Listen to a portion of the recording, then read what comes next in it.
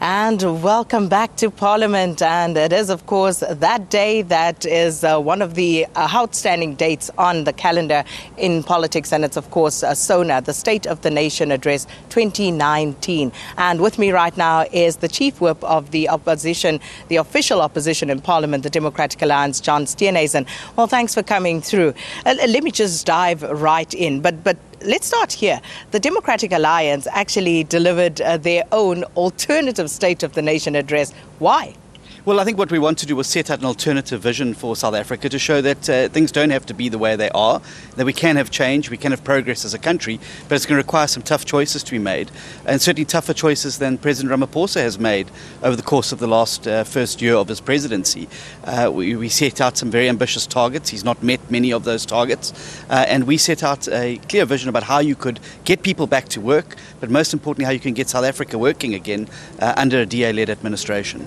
All right, let's unpack some of that. Let's unpack some of the targets that you feel the president has set and not met. Well, I think the big key one is unemployment. It's the big spectre in the room. And I think every one of the 10 million unemployed South Africans in South Africa are going to be watching tonight very, very carefully to see what plans there are to get South Africans back to work. The president promised jobs in his last SONA. The truth of the matter is the expanded unemployment rate went up from 49 to 50,1. 25,000 young South Africans between the ages of 15 to 34 pushed into the unemployment queue through jobs lost. We have to get the economy working. We've got to create jobs. We've got to get our young people particularly into work. And we're going to be wanting to hear what plans the president has this evening to stimulate job creation, stimulate economic growth.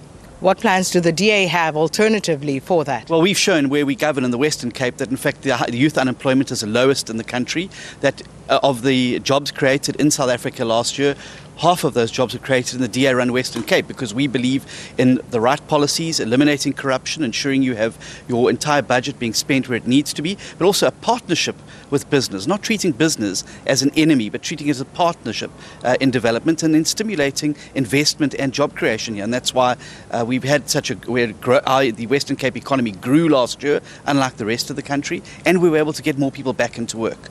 Let's talk about the economy. Where do you believe, as the DA, the big clog up is happening with regard to getting this economy growing at a rate that would be somewhat meaningful to get everything else in the cog also moving? Well, look, I think the president's been good at one thing, and that's trying to shift the sentiment. But the problem is that you can push the sentiment around as much as possible unless you address the fundamental problems that lie at the heart of why we have an economy that's not growing. The policy confusion of the last 2 decades. Are we with the NDP? Are we with the NGP? Are we with IPAP? The cabinet itself is divided on the approach to the economy. Are we for a free market system?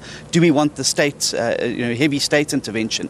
And until those key questions are settled, we're going to continue to have this policy confusion, which drives away investors and drives away jobs, frankly. Then you've got to get to the heart of the fundamentals in the economy, fixing the education system so that we have a skills revolution in South Africa and a skills pipeline to stimulate economic growth in South Africa, and then also to ensure that we cut out corruption and maladministration, which is a huge disincentive for business to invest here in South Africa. It's a huge chunk that comes of opportunity that's taken and siphoned out of the budget every year that should be used for stimulating the economy. Instead, it's going into the back pockets of politicians, and we need to cut that out massively. And then, of course, the state-owned enterprises. They're a huge, huge drain on the fiscus. We're going to have to hear some concrete steps about how we're finally going to get the yoke of the state-owned enterprises and the debt that they're responsible for off the backs of South Africans. Let's talk about the state-owned enterprises, and let's jump in with Eskom, because no matter who you speak to, no matter what you read, it would seem as though Eskom is the one that's top of mind for most pundits, most commentators as well, about the debt levels of Eskom, and that poses the biggest risk to the South African economy. What is your thought and the thoughts of the DA about Eskom, and what should be done with Eskom? Well, what you have to do is you've got to break up the monopoly that is Eskom. You've got to. We've already put a significant proposal forward about how you could break Eskom up, break it up into generation, an entity around generation, and then an entity of supply, and then allow private players into the industry, allow them to generate electricity, particularly alternative forms of electricity, and give an easy way to get that back into the grid so we can break down this monopoly that is Eskom. And then, of course, you've got to focus like a laser beam on rooting out those officials in that state-owned entity who've been responsible for maladministration generation and looting. You get rid of them and to start turning Eskom into doing what it should be doing rather than trying to focus on what it has been doing over the last few years, which is essentially putting our electricity supply at tremendous risk. So what's your sentiment around the changes that have already been implemented? There's a new board, people have been removed from certain key strategic positions, and of course a task team has been set up as well to help with the turnaround at Eskom. What's your assessment of that? Well, I think that these are all small steps, but until you actually get to grips with breaking up Eskom into those two separate entities, you're going to continue to have this huge state-owned enterprise which is inefficient. It's ineffective and, as I say, it's not going to be able to allow South Africa to meet the challenges of energy in the years to come. So this unbundling that you are mooting, is that a precursor to the privatization of Eskom in the long run? Well, I think that it's not only a precursor to privatization, but what it looks to do is to allow other industry players, private industry players, into the energy industry. At the moment, Eskom has a complete monopoly, and we are at ransom to Eskom's inefficiency and ineffectiveness. Allowing other players into the game will reduce the costs of electricity and electricity generation and supply for consumers, but also will stimulate a whole new industry in South Africa which can absorb young people and create new job opportunities in South Africa.